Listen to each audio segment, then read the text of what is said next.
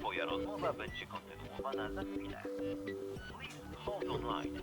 We are trying to reconnect your call.